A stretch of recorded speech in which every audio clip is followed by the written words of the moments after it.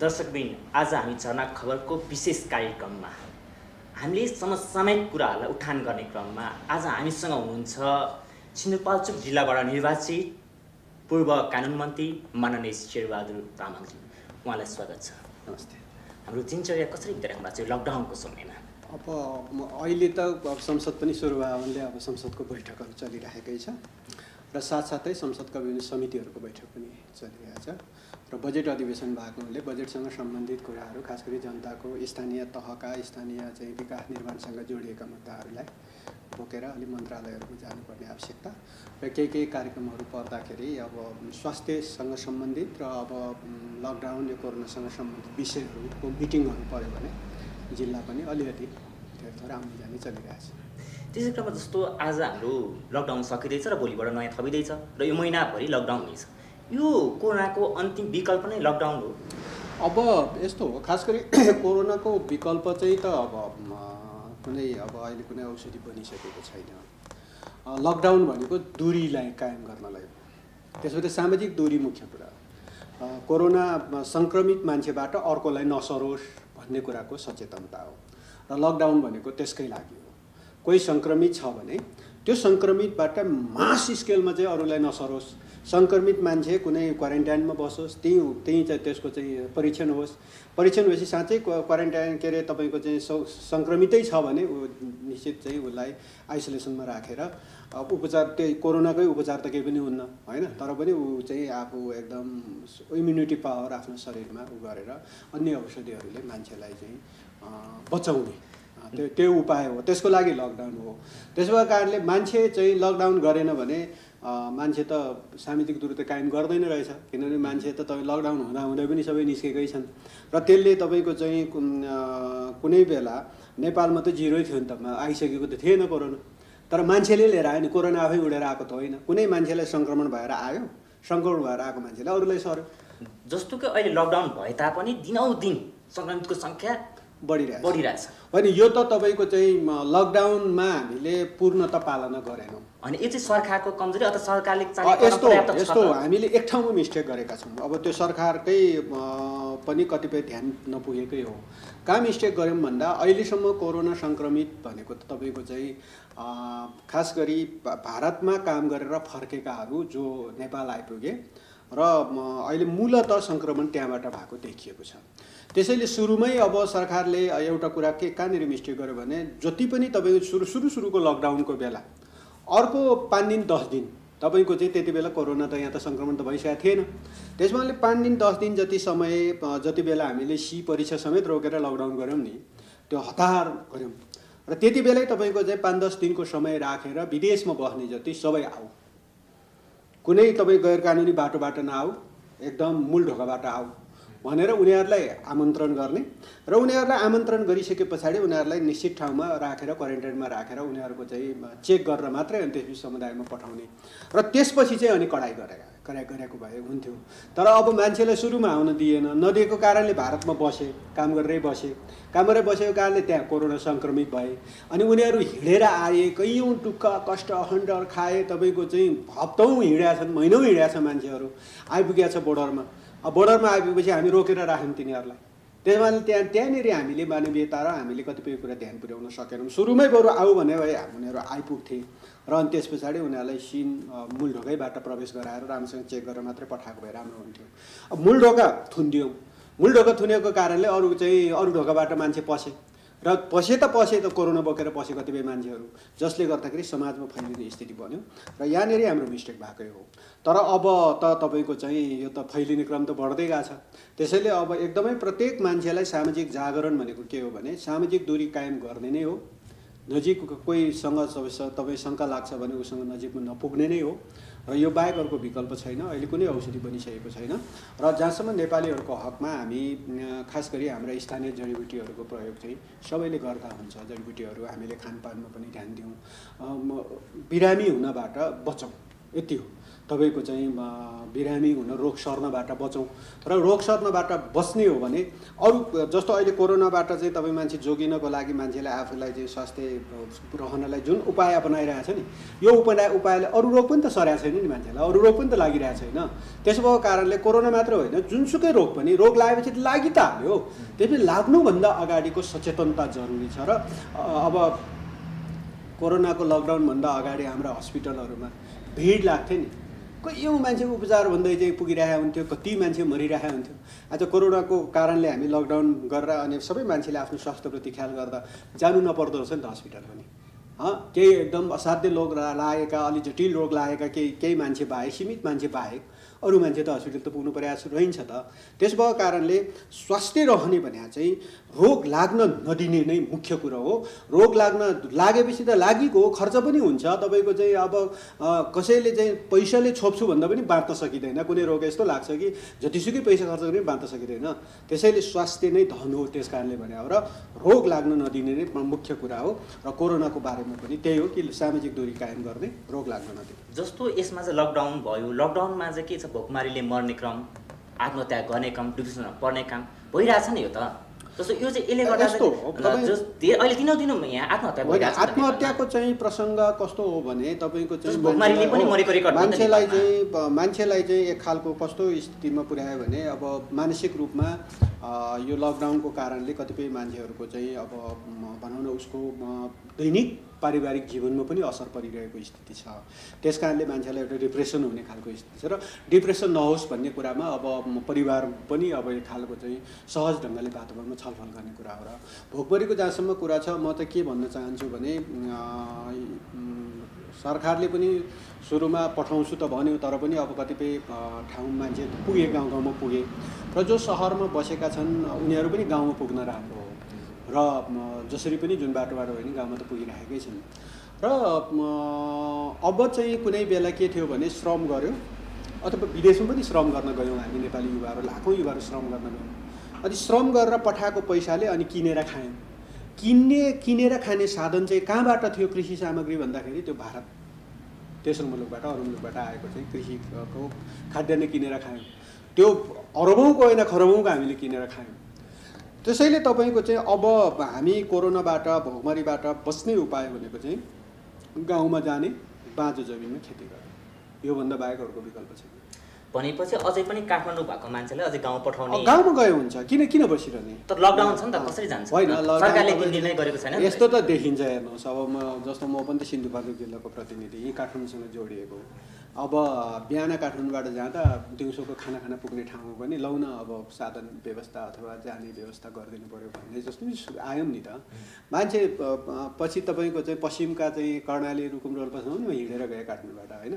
त्यसैले दुःख गर्ने र त्यस्तै पर्दाखेरि मान्छेलाई ओहोरदोहोर गर्ने व्यवस्था अब हुन्छ नै भइरहेको पनि छ त्यस्तो हुँदै नभएको भन्ने त होइन। हिजो कुनै बेला तपाईँ पालिकाहरूलाई लगाएर सबै पालिकाहरूले आफ्नो जनताहरू जान चाहनेहरूलाई लिएर गएको पनि छन्। लिएर गएको मात्र होइन अब फर्किन चाहनेहरू पनि बढ्न थाले।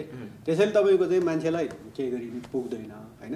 आवश्यकता चाहिँ आज एउटा आवश्यकता हुन्छ भोलि त्यसको अर्कै आवश्यकता भइसक्छ। त्यसैले यस्तो बेला तपाईँको चाहिँ मूलतः गाउँमा बसेर कृषि कर्म गर्ने उत्पादन गर्ने उत्पादन भनेको अहिले 6 महिना बाँच्न सक्यौँ भने 6 महिनापछि आज बिउ रोपेको चाहिँ 6 महिनापछि फल्छ 5 महिना 6 महिनापछि फल्न थाल्छ अनि त्यही फेरि चाहिँ नयाँ ढङ्गले उत्पादन हुन्छ र त्यसैले मान्छेलाई बचाउँछ। त कृषि उत्पादन भएन भने चाहिँ तपाईँले अघि भने त भोकमरी साँच्चै भोकमरी परेर मान्छे चाहिँ अब मर्न थाल्छन् समस्या पर्छ। त्यति बेलाको लागि चाहिँ अहिले नै तपाईँको चाहिँ बिउ रोप्ने हो उत्पादन गर्ने हो र त्यो उत्पादनले मान्छेलाई बचाउँछ। र नेपालको जमिन चाहिँ यस्तो राम्रो छ कि नेपालको जमिनमा गरेको उत्पादनले नेपाली जनसङ्ख्यालाई पुग्छ। हामी हिजो उत्पादन नगरेकै कारणले हो। हिजो उत्पादन नगरेको कारणले अघिल्लो आर्थिक वर्षमा तपाईँको चाहिँ 2 खरब 18 अरब बराबरको चाहिँ खाद्यान्न हामीले किनेर खाएका छौँ। हामी नेपालीले किनेर खाएका छौँ। त्यसो भएको कारणले त्यो उत्पादन गरौँ उत्पादन गर्दा आफूलाई पनि पुग्छ आफूलाई बढी भएको बेचिन्छ बेचेको चिज चाहिँ सबै सङ्कलन भएर बजारमा आइपुग्छ र अनि त्यसपछि सहरलाई पनि पुग्छ। त्यसैले नेपाली जनतालाई अब पुग्ने अन्त 3 करोड मान्छे पनि छैन होइन त्यतिलाई पुग्ने चाहिँ खाद्यान्न यही मुलुकमा उत्पादन हुन्छ र यो मुलुकमा उत्पादन गरेर सबै नेपाली जनतालाई पुग्ने गरी उत्पादन गर्ने हो भने वर्षको चाहिँ कमसेकम 2 खरबभन्दा बढी त बच्ने रहेछ।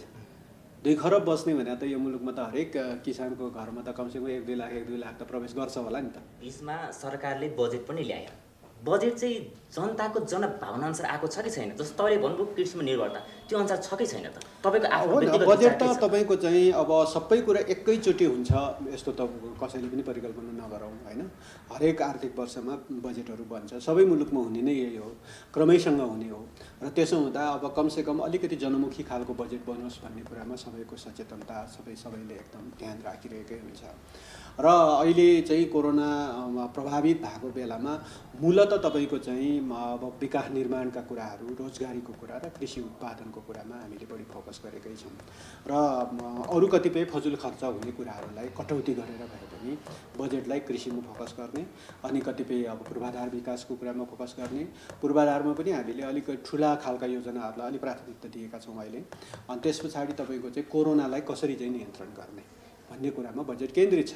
त्यसैले तपाईँको चाहिँ उत्पादन, कृषि उत्पादन, स्वास्थ्यसँग जोडिएको कुरा अनि पूर्वाधारसँग जोडिएको कुरा, यिनै कुराहरूमा फोकस गरेर बजेट लिएर आएको छ। र जति पनि नेपाली युवाहरू जो विदेशमा गएर काम गरिरहेका छन्, अहिले जसरी हजारौँको दरले भारतमा बसेर काम गरिरहेकाहरू फर्किरहेका छन्।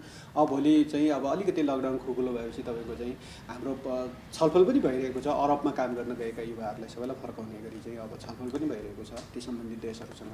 यातायात कसरी मिलाउने भन्ने कुरामा छलफल पनि चलिरहेको छ। यसरी हेर्दा तपाईँको चाहिँ लाखौँ नेपाली युवाहरू जो त अब स्वदेशमा फर्किन्छन्, तिनलाई अब थप रोजगारी कसरी दिन सकिन्छ भन्ने कुरामा अलि रोजगार केन्द्रित भएर पनि यो बजेट आएको छ। जस्तो विदेशमा गएका युवाहरू नेपाल फर्काउने अभियानमा छौँ, सरकारले घोषणा गरिसके। तर त्यो फर्काइसकेपछि उनीहरूलाई क्वारेन्टाइनमा राख्ने व्यवस्था त्यो एकदम चुनौतीपूर्ण छ नि। त्यो सरकारले कतिको यसमा चाहिँ ध्यान पुर्याएको छ? अब उनीहरूको खास मुख्य कुरो स्वास्थ्य परीक्षण हो, हेर्नुहोस् होइन। उनीहरूको परीक्षण हुन्छ हुँदैन, त्यहाँ सम्बन्धित देशमा कतिको परीक्षण भएको छ।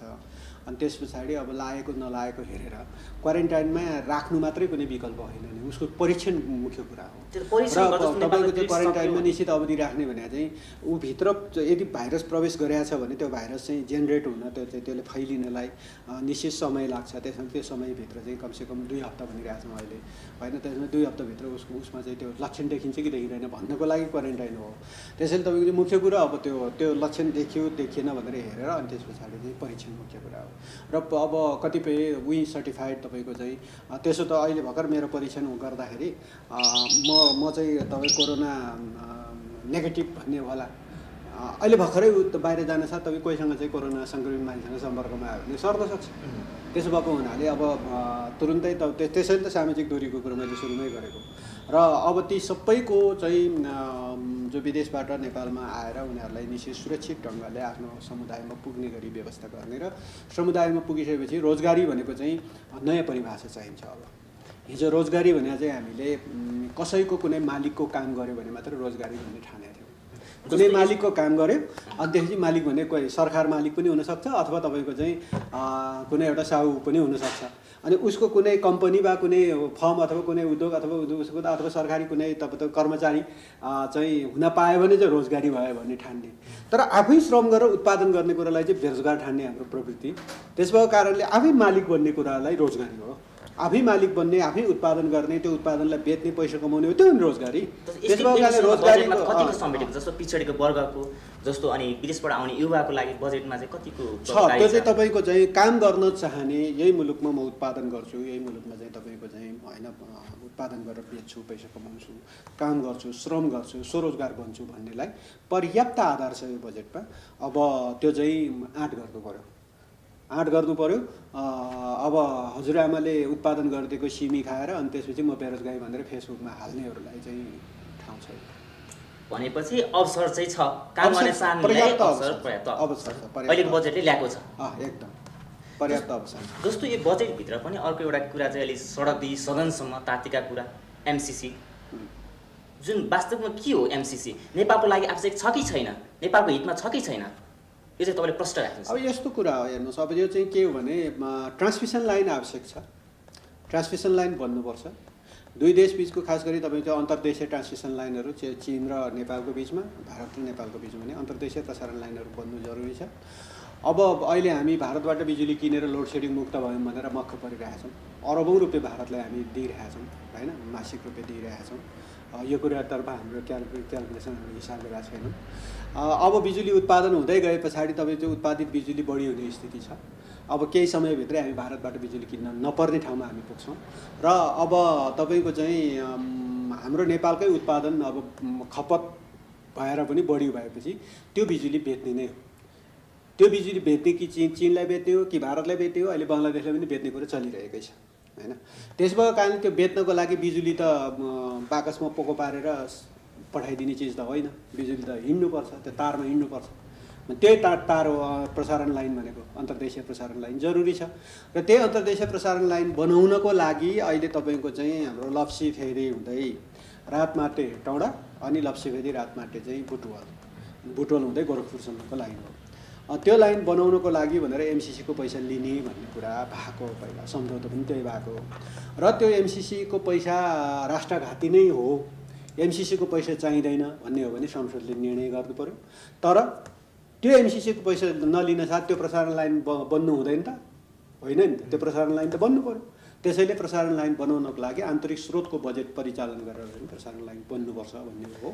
तर पैसा एमसिसी बनाउँदाखेरि एमसिसीको सम्झौता गर्दाखेरिका केही प्रावधानहरू जुन नेपालको संविधानमा माथि हुने नेपालको सिर निहुरिने खालका कतिपय प्रावधानहरू छ, ती प्रावधानहरूलाई सच्याएर सम्झौता गरे पनि हुन्छ, कार्यान्वयन अगाडि बढाए पनि हुन्छ। ती प्रावधान सच्याउनु हुँदैन, अब त्यो कार्यान्वयन हुँदैन भन्ने हो भने क्यान्सल गरिदिउँ। तपाईँको चाहिँ 70 अरब रुपियाँ हो, 70 अरब रुपियाँ यदि राम्रोसँग परिचालन गर्ने भने हामीभित्र निक्लिन सक्छ, नेपालमै निक्लिन सक्छ। त्यो चाहिँ तपाईँको चाहिँ अमेरिका तपाईँको भाषामा प्रश्न भन्दाखेरि एमसिसी आवश्यक छैन नेपालमा। अब पैसा त्यही त त्यहाँका कतिपय प्रावधानहरूलाई सच्याएर गर्ने हो भने त्यो पैसा नल्याए पनि भयो होइन, सच्याउन सकिँदैन भने। सच्याएर अब जान सकिन्छ भने अब अमेरिकनहरू त्यहाँ त्यो अनुदानकै पैसा हो, सहयोग नै हो, त्यो कुनै तपाईँको चाहिँ ऋण पनि होइन होइन। त्यसमा त्यो नेपाललाई पाइने पैसा हो र नेपाललाई सितै दिने पैसा हो र सितै दिए बापत उसले कतिपय प्रावधानहरू, कडा प्रावधानहरू जुन नेपालीहरूको चाहिँ भनौँ न एउटा स्वाभिमानमाथि पनि आँच आउने खालको कतिपय प्रावधानहरू भएको। त्यो चाहिँ प्रश्नसँग भन्नु नेपाली जनताले यो कुरा चाहिँ आँच आउन सक्छ भनेर नेपाली जनतालाई त्यो त सबै थाहा भएकै विषय हो। त्यस्ता कतिपय विषयहरू फेरि प्र्याक्टिस भएको थियो कि थिएन, हिजो भन्दा पहिला प्र्याक्टिस पनि भएको विषय हो यो त्यो अनुसारको प्र्याक्टिस पनि भइसकेको हो। त्यसैले यसलाई त्यति एकदम हार्ड एन्ड फास्ट अब यो ल्यायो भने के न आकाशै खसिहाल्छ, नेपाल चाहिँ डुबिहाल्छ, अमेरिकन आएर हस्तक्षेप गरिहाल्छ, अमेरिकाको झन्डा गाडिहाल्छ भन्ने जस्ता प्रसङ्ग पनि गलत प्रसङ्ग हो। त्यो ढङ्गले बुझिया छन् मान्छेहरूले, त्यो पनि गलत कुरा हो। र त्यस पछाडि अर्को फेरि तपाईँको चाहिँ अर्को फेरि यो चाहिँ होइन अब एकदम चाहिन्छ, एकदम यो नभए के पनि हुँदैन, मुलुकै अगाडि बढ्न सक्दैन भन्ने खालको दृष्टिकोण पनि गलत दृष्टिकोण हो। त्यसैले तपाईँको चाहिँ 70 अरब रुपियाँ चाहिँ लाग्छ भन्ने कुरा हो त्यो ट्रान्समिसन लाइन बनाउनलाई। अब त्यो ट्रान्समिसन लाइन बनाउन 70 अरब रुपियाँ अन्त कतैबाट व्यवस्थापन गर्न सकिन्छ भने व्यवस्था गरेर चाहिँदैन भन्न नि सकिन्छ, अथवा त्यो कतिपय प्रावधानहरू 2-3वटा प्रावधानहरू त्यहाँ अलि विवादित प्रावधानहरू, ती प्रावधानलाई सच्याएर जान सकिन्छ भने जानुपर्छ। जस्तो एमसिसीको सट्टा जस्तो नेपालमा चुहावट भएको करहरू उठाउने हो भने त्योभन्दा पनि बढी रकम उठ्ने छ नि, जस्तो एनसिलको छ, भाटभटिनीको कुराहरू छ, तपाईँसँग प्रश्न छ नि, सबलाई थाहा भएको छ, उठिरहेको पनि छ। उठाउनको लागि हामीले पटक पटक पार्लियामेन्टमा कुरा पनि गऱ्यौँ, धेरै मिडियाहरूमा पनि बोल्यौँ होइन, अलिअलि उठिरहेको पनि छ। एउटा कुरा चाहिँ के सत्य हो भने तपाईँलाई म बताउँ, यो धेरै अब मान्छेले ढाँटेर छलेर कुरा गर्नु कुनै अर्थ छैन। नेपालमा नेपालको अर्थतन्त्र ठुलो अर्थतन्त्र होइन, नेपालको अर्थतन्त्र सानै अर्थतन्त्र हो र अहिले तपाईँको चाहिँ हामी भन्सार करमा भर परिरहेका छौँ होइन। आफ्नो आन्तरिक उत्पादन छैन र तपाईँले नेपालबाट चाहिँ के बेच्नुहुन्छ? हामी किन्ने बाहेक अरू केही बेच्नुहुन्छ? केही बेच्दैनौँ, सबै कुरो किन्छौँ नि। किने पछाडि त नेपालको पैसा त बाहिर गयो नि। त्यसैले बेच्ने केही उत्पादन गर्नु भएको छ? केही पनि उत्पादन गरिरहेको छैन। र बेच्ने भने त अहिले यसो हेर्दाखेरि झट्टै हेर्दाखेरि त बिजुली हो, बिजुली देखिन्छ। तर बिजुलीमा हामी यत्रो लफडा किन गरिरहेछौँ? तपाईँको चाहिँ हिजो सुरुदेखि नै पञ्चायतकालदेखि अनि त्यसपछि बहुदल आएपछि 47 सालदेखि होइन हामी ठुलो लफडामा छौँ। तपाईँको चाहिँ जुन चाहिँ हाम्रो त्यतिकै बगेर गइरहेको थियो नि खोला नाला, अनि त्यसलाई सही सदुपयोग गरेर मित्र राष्ट्रहरूसँग पनि छिमेकी राष्ट्रहरूसँग पनि राम्रो कुराकानी गरेर उनीहरूलाई चाहिँ त्यो बिजुली उनीहरूले किन्न सक्ने ठाउँमा र हामीले बेच्न सक्ने ठाउँमा हामी पुग्छौँ कि पुग्दैनौँ? जस्तो नेपालमा त अझै पनि कतिपय ठाउँमा बिजुली बत्ती पुगेकै छैन। प्रश्न छ नि होइन यो त प्रश्न हेर्नुहोस् त तपाईँको चाहिँ त्यही त बजेट हाम्रा बजेटका कमीको कुरा न मैले अघि भने नि अर्थतन्त्र सानो अर्थतन्त्र छ ठुलो छैन हामी अरबका योजनाहरू चाहिँ ठुल्ठुलै योजनाहरू आयोजना सम्पन्न गर्नुपर्ने ठाउँमा लाखमा खेलिरहेका छौँ लाखमा पनि कति हजार चाहिँ कति 10,000 20,000 अथवा 1 लाख 10 लाख बजेट पार्यौँ भने किन पार्यौँ भनेर हामी सङ्घीय सांसद त एकदम मख पर्नुपर्ने अवस्था त्यसैले तपाईँको हामीसँग बजेटको स्रोतको कमीको कारणले हामीले अहिले भनौँ न नेपालका सबै जनतालाई 100% बिजुली पुर्याउन सकेका छैनौँ अहिले तपाईँको चाहिँ 700-800 युनिट बिजुली चाहिँ मेगावाट बिजुली चाहिँ हामी चलिरहेका छौँ त्यतिले पुगिरहेछ नि तर 100% नेपालको सबैलाई बिजुली बत्ती बाल्नलाई तपाईँको चाहिँ गर्दा पनि हामीलाई 1500 अथवा 2000 देखि 2500 मेगावाट विद्युत भयो भने नेपाली सबै जनतालाई बत्ती बाल्न मात्र होइन अरू सबै प्रयोग तपाईँ घरायसी प्रयोग चाहिँ तपाईँको चाहिँ भात पकाएर खुवाउन पनि हामी सक्छौँ दिन सक्छौँ 2500 युनिट भयो भने त्यसैले तपाईँको चाहिँ हामीले अस्ति भन्यौँ अब हामीले पनि सुझाव दियौँ नेपाली जनतालाई अहिलेकै उसमा हामीले राम्रोसँग क्यालकुलेसन गर्ने र तपाईँ बिजुली बेच्न ठाउँ पुग्ने हो भने नेपाली जनतालाई 100 युनिट 200 युनिट बिजुली फ्री दिन सक्छौँ हामीसँग क्यालकुलेसन छ नि हामी हेरिरहेछौँ नि 200 युनिट दिन सक्छौँ फ्री र अहिले सुरुवात गरेको छ सरकारले कि यो बजेटबाट हामीले 10 युनिट बिजुली चाहिँ फ्री दिने भनेर चाहिँ अब त्यसरी पनि आएको छ नि र हामी 100-200 युनिट विद्युत फ्री दिने छैन बत्ती बाल्न त टोटल जनतालाई फ्री गर्न सक्छौँ तपाईँ बिजुली बत्ती पुगेको छैन मात्र होइन सबै जनतालाई 100 युनिट बिजुली बत्ती बाल्नको लागि चाहिँ फ्री भनिदिन सक्छौँ हामी त्यो ठाउँमा चाहिँ त्यो पोजिसनमा हामी छौँ अब बिस्तारै त्यो पोजिसनमा जाँदैछ तर बिजुली त उत्पादन गरेर बेच्नु त पऱ्यो नि त्यसको लागि पैसा त आउनु पऱ्यो नि काहीँ न काहीँबाट किन प्राधिकरण टिक्नुपर्ने होला सरकार टिक्नुपर्ने होला अनि त्यही बजेट कलेक्सन भएर अनि त्यस पछाडि पोल गाड्ने हो त्यही बजेट कलेक्सन भएर बाटो पिच गर्ने हो बजेटै छैन भने त कहाँबाट हुन्छ त त्यस भएको कारणले यी सबै चिजहरू चाहिँ जोडिएका चिजहरू हुन् के यस्तो चिजमा तपाईँको चाहिँ हामीले राम्रोसँग योजना बनाएर लाग्न सकेनौँ भने हामी आफै झगडा गरेर बस्छौँ केही गर्दैनौँ जस्तो अहिले हालै चर्चामा रहेको रुकुम जाजरकोटको घटना यसलाई चाहिँ तपाईँको दृष्टिकोणले के देख्नुहुन्छ अब यो त तपाईँको चाहिँ एउटा मानवता विरोधी नै काम हो एउटा मान्छेलाई मार्ने भने त त्यो त तपाईँको चाहिँ साँच्चै गम्भीर मानवाधिकार उल्लङ्घन जर्जर पाशविक यो चाहिँ यो जघन्य अपराध हो यो अपराध चाहिँ मूलत अब एउटा जातको कुरासँग जोडिन्छ र त्यसो भएको हुनाले जोडेर पनि आएको छ यसमा एउटा पक्ष चाहिँ के हेर्नु जरुरी छ त्यसो भए दलित मात्रै मरे त दलितको अगुवाई भयो होला अरू जात मरेको छ त्यसो भएको कारणले गैर दलित र दलितको बिचको आन्दोलनको रूपमा यसलाई व्याख्या गर्नु चाहिँ हुँदैन जातीय डिस्क्रिमिनेसनको आधारमा भएको घटना हो एउटा चाहिँ दलित र गैर दलितको बिचको चाहिँ तपाईँको चाहिँ प्रेमसँग अथवा विवाहसँग जोडिएको कुरामा भएको घटना हो तर घटना चाहिँ घट्दाखेरि चाहिँ त्यसो भए त्यो दलितलाई सघाउन त अरू जात समुदायका मान्छे पनि पुगेका छन् त्यसरी दलित र गैर दलितको बिचको चाहिँ लडाइँको रूपमा यसलाई व्याख्या गरियो भने अपराधीहरू उम्किन सक्छ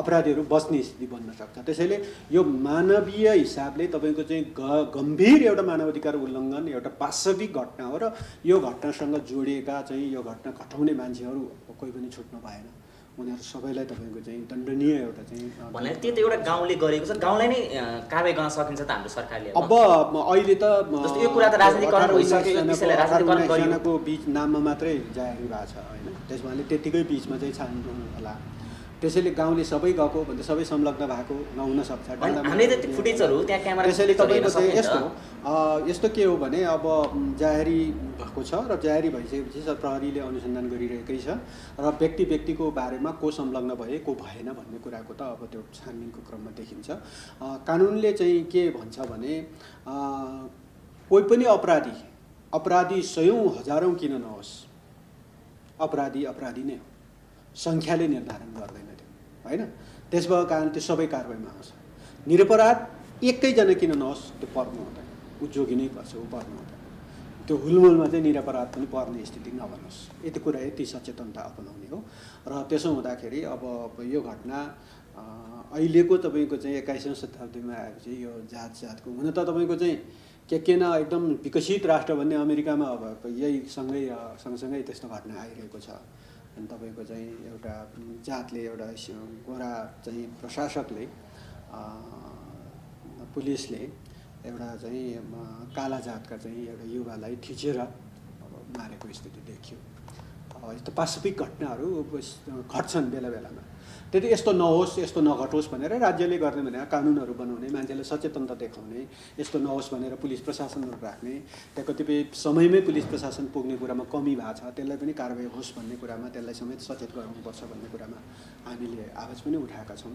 र यसरी यसमा चाहिँ यो विषयलाई लिएर राजनीतिकरण गर्न उचित हुन्छ कि हुँदैन? अब यो चाहिँ यस्तो हो, जस्तो जातीय विभेदको कुरा उठाएर राजनीति गर्नु, जातीय विभेद छ यो मुलुकमा, त्यसैले कानुन बनेको हो हैन। जातीय छुवाछुत विरुद्धको चाहिँ एउटा कानुन बनाएको छ हैन। अब विभेद छ, त्यो भएको विभेदलाई तपाईँको चाहिँ कम गरौँ, त्यसलाई जस्तो तपाईँले प्रश्न भन्नुभयो त्यहाँ त दलित मात्रै मरेन नि त। हो, त्यसैले त मैले भनेको घटनाको सुरुवात हुँदाखेरि दलित र गैर दलित बिचको चाहिँ विवाहसँग जोडिएको प्रसङ्ग देखिन्छ, तर घट्ने बेलामा तपाईँको चाहिँ दलितको पक्षमा अरू समुदायका मान्छे, अरू जातका मान्छे पनि त त्यहाँ गएको देखिन्छ। त्यसरी हेर्दा अनि त्यसपछि दलित र गैर दलित बिचको चाहिँ यो लडाइँ हो भन्ने हिसाबले हामीले घटनालाई चाहिँ परिभाषा गर्न थाल्यौँ भने तपाईँले भने जस्तो त्यसो गर्न थाल्यौँ भने यो राजनीतिकरण हुन्छ। त्यसो गर्न थाल्यौँ भने अपराधीहरू छुट्न सक्ने सम्भावना हुन्छ, किनभने राजनीतिकरण भइसक्यो नि त। अब यस्तो यो त यस्तो घटनालाई मान्छेले चाहिँ अब आफ्नो कोणबाट, आफ्नो दृष्टिबाट व्याख्या गर्ने हो। त्यसैले जतिसुकै व्याख्या, जतिसुकै कोणबाट व्याख्या गरे पनि अपराधी नै हो। तपाईँको चाहिँ जसले चाहिँ जो पीडित छ, पीडितले न्याय पाउनुपर्छ। कानुनले, संविधानले अहिले गरेको व्याख्या यही हो। तात्पर्य के हो भनेदेखि एमसीसी मात्रै अप्सन होइन नेपालको होइन, लागि? तपाईँको चाहिँ थुप्रै अप्सनहरू छ नेपालको आन्तरिक।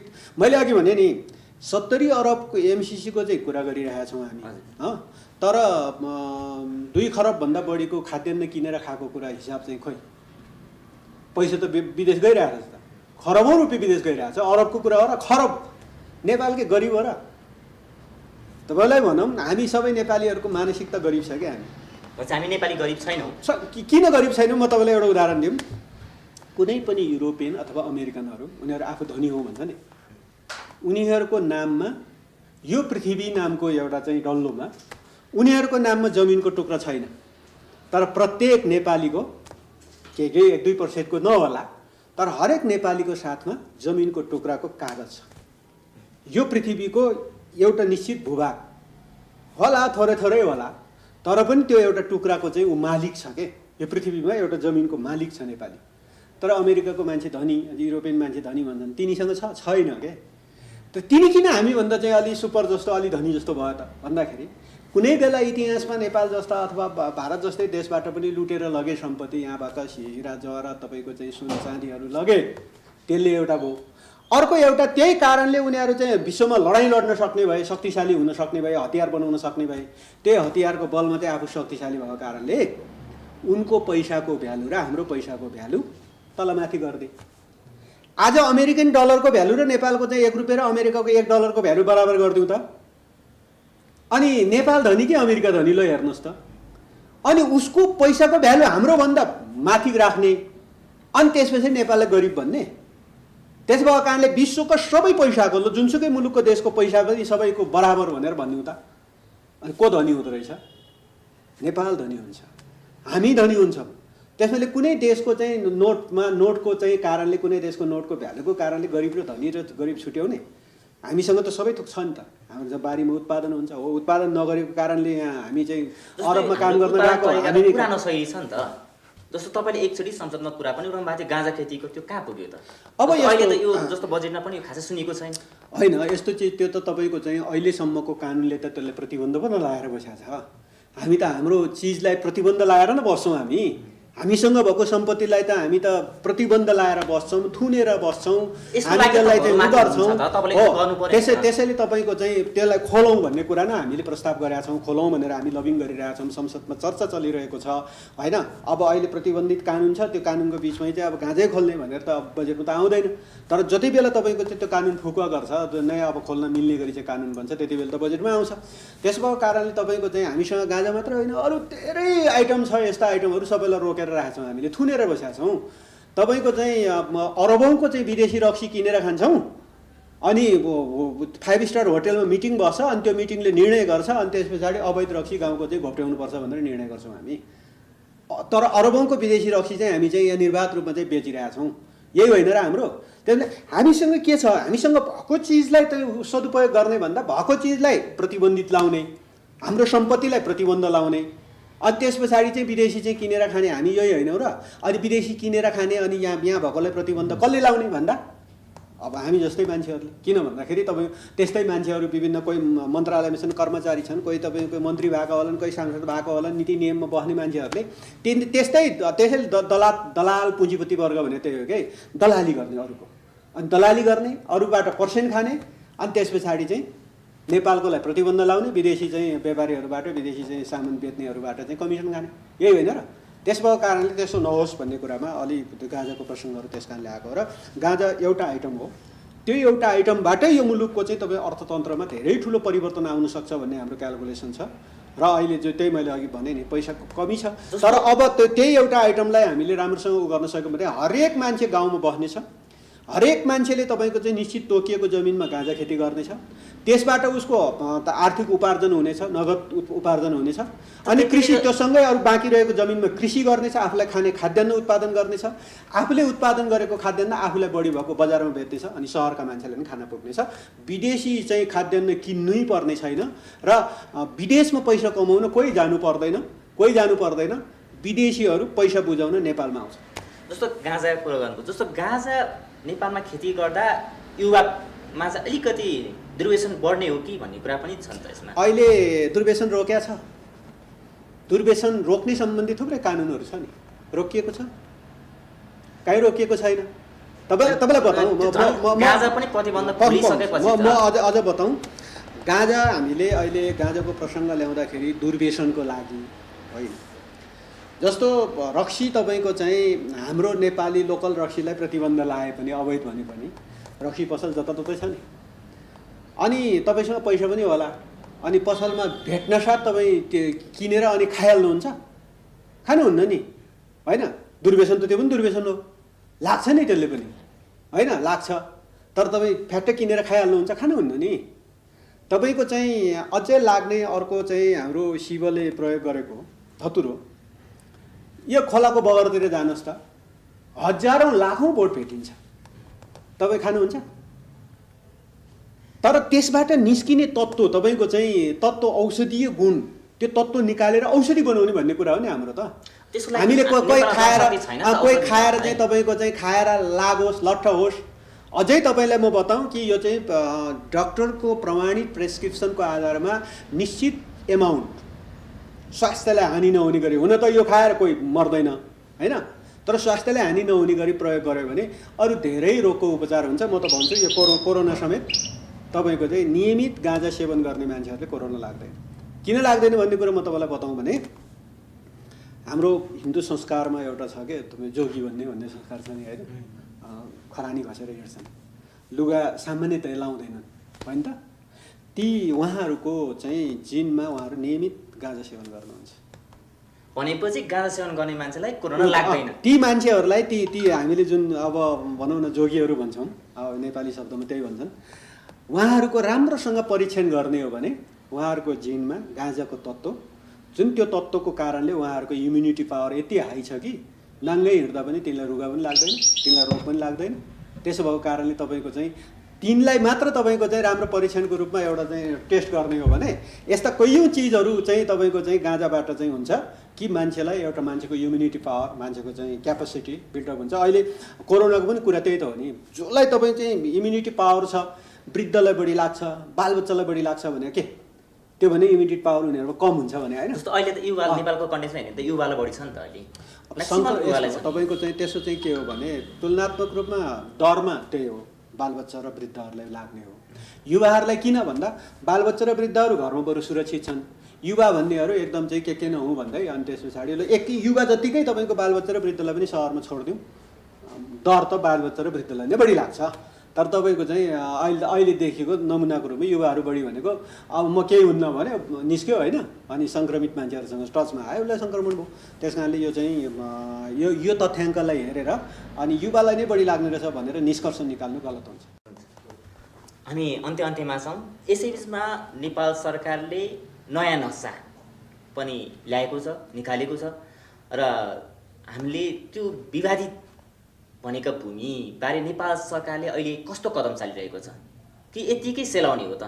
एउटा नक्सा जारी गर्यो, अब यतिकै सेलाउने हो कि होइन, फेरि यो 6 महिनापछि उठ्ने हो कि यो कुरा? यसलाई चाहिँ के गर्दैछन् हाम्रो सरकारले? अब यो तपाईँको चाहिँ त्यतिकै त किन सेलाउँछ र?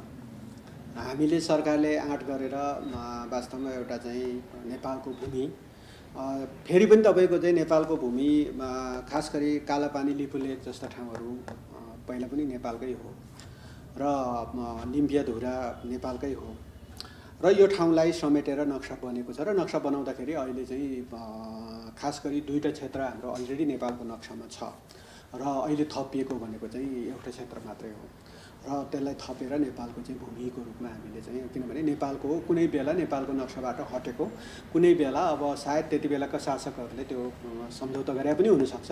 त्यसले नेपाललाई फर्काउने एउटा अभियान सुरु भएको छ र यो अभियानको नेतृत्व यो सरकारले गरेको छ र संसदमा तपाईँको चाहिँ संविधान संशोधनको प्रस्ताव पनि गएकै छ। सबै दलहरूले समर्थन गर्ने स्थिति छ। त्यसले सर्वसहमतिबाट चाहिँ यो पारित पनि हुन्छ र त्यस पछाडि अब जमिन फिर्ताको अभियान हामी चाहिँ कूटनीतिक प्रयासबाट गर्छौँ र नेपालको नक्सामा जब समेटिसकेपछि जमिन पनि हाम्रो उपयोग कसरी गर्न सकिन्छ भन्ने कुरामा चाहिँ हामी अगाडि बढ्छौँ। जाँदा चाहिँ मैले तपाईँलाई एउटा पहिलाको प्रसङ्गतिर गएँ। जस्तो तपाईँले एउटा महिलामा सानो एउटा मिस्टेक बोल्दाखेरि तपाईँले नैतिकताका आधारमा राजीनामा दिनुभयो, यो त प्रश्न छ नि। तर अस्ति एउटा अपहरण काण्ड मच्यो, जस्तो सडकदेखि सदनसम्म, तर त्यहाँ त के भयो त? खै हाम्रो वास्तविकमा राजीनामा दिनुपर्ने थियो, त्यसमा त हाम्रो त प्रधानमन्त्री समेत मुछिएको थियो नि त। यसबारेमा तपाईँको राय के छ यसमा? अब त्यो विगतको प्रसङ्ग त विगतकै भइहाल्यो, केही फरक परेन, त्यसलाई धेरै अब कोट्याइरहनु जरुरी छैन। जहाँसम्म तपाईँको चाहिँ अस्तिका कतिपय पछिल्ला घटनाहरूमा विषय विवादित हो, विषय अब मिडियामा आएको हो, विषय बाहिर आएको छ र विषय आइसकेपछि त्यो विषयलाई अब हेर्ने दृष्टिकोण फरक कोण छ। तपाईँको चाहिँ कसैले यो अपहरण होइन भन्छ, कसैले हो भन्छ, होइन? त्यसको तथ्य प्रकृति हेर्दाखेरि एकदम जबरजस्ती समातेर ल्याएको देखिँदैन। प्रकृति हेर्दाखेरि खुसी साथै आएको देखिन्छ। तर तपाईँको चाहिँ त्यसैले राजनीतिमा चाहिँ के हुन्छ भने आफ्नो कोणमा आफूलाई सजिलो हुने। त्यसैले त अघि त्यो रुकुमको घटनालाई भने मान्छेले अलिअलि राजनीतिकरण भनेर चाहिँ आफ्नो त्यो विषयलाई कुन तरिकाबाट प्रस्तुत गर्दाखेरि आफूलाई फाइदा हुन्छ भन्ने जस्तो हिसाबले मान्छेले व्याख्या गर्न थाल्यो भने त्यही अपराधी छुट्न सक्छ, होइन? तपाईँको चाहिँ पीडक चाहिँ उन्मुक्ति पाउन सक्छ, पीडितले झन् पीडित हुनुपर्ने स्थिति बन्न सक्छ। त्यसैले अब यस्ता कतिपय पछिल्ला घटनाहरूमा अब हेर्ने दृष्टिकोणको चाहिँ फरकपनको कारणले सही निष्कर्षमा पुग्न नसकेको हो र त्यसो हुँदाखेरि त्यो अपहरणै हो भने अपहरण हो भन्न नसकिरहेको अवस्था, होइन? तपाईँको चाहिँ होइन भने पनि होइन भनेर प्रश्न हुन नसकेको अवस्था। यस्तो हेर्दाखेरि तपाईँको चाहिँ यस्ता पछिल्ला घटनाहरूमा हामीले चाहिँ त्यो मान्छेको बुझाइको कमी र त्यति बेला सम्बन्धित व्यक्तिले पनि आफूले के गर्ने भन्ने कुराको डिसिजन त व्यक्तिले पनि गर्ने हो र त्यस्तो कुरामा अब उसको आफ्नो ग्रेभिटी, कुनै व्यक्तिले आफूलाई कुन रूपमा हेर्छ, होइन, भन्ने कुराको चाहिँ एउटा चाहिँ निष्कर्ष हो। त्यो निष्कर्षको आधारमा अगाडि बढ्ने भएको हुनाले यसमा कुनै कसैले कारबाही गर्नुपर्ने के, अब कारबाही गर्ने भने चाहिँ सम्बन्धित पुलिस प्रशासनले छानबिन गरेर रिपोर्ट बनाएर अनि त्यो रिपोर्टको आधारमा सरकारी वकिलले मुद्दा दायर गरे पछाडि अनि त्यसपछि पनि तपाईँ अदालतमा बहस भएर न्यायाधीशले चाहिँ न्यायाधीशको नजरबाट हेर्दाखेरि के देखिन्छ त्यो फैसलालाई कार्यान्वयन गर्ने हो। तपाईँ कारबाही भने त त्यही हो। त्यसो भएको कारणले यस्ता चिजहरूमा चाहिँ अब मान्छेको बुझाइ, हेर्ने दृष्टिकोणको कारणले फरक भ्यूहरू आउँछ। जाँदै अन्त्यमा मैले सोध्न छुटेका तर तपाईँलाई भन्न मन लागेको कुरा केही त्यस्तो केही छ? एकदमै ठिक छ, किनभने यो लकडाउनको बेला सबै मान्छेहरू सामाजिक दूरी कायम गरेर बस्ने हो, आफू सुरक्षित बस्ने हो। सुरक्षित बस्दा पनि उत्पादनमा भाग लिने हो, फेरि पनि सामाजिक दूरी कायम गरेर उत्पादनमा भाग लिने हो। र नेपाल कुनै पनि मानेमा गरिब छैन र हामी समृद्ध देशका समृद्ध नागरिक हौँ र हामी साँच्चै एउटा चाहिँ समृद्ध छौँ र र यो मुलुकलाई वास्तवमा हामी चाहिँ एउटा समृद्ध बनाउन सक्छौँ। सबैजना यसै गरी लागौँ। तपाईँको मिडिया खास गरी झर्ना खबरलाई पनि धन्यवाद दिन चाहन्छु कि यति कुरा दाजुभाइ दिदीबहिनीको बिचमा पुर्याउने जुन अवसर दिनुभएको छ, तपाईँ लगायत सम्पूर्ण झर्ना खबर परिवारलाई धन्यवाद दिन चाहन्छु। तपाईँ पनि महत्त्वपूर्ण समयको दिनुभएकोमा विशेष धन्यवाद। नमस्ते।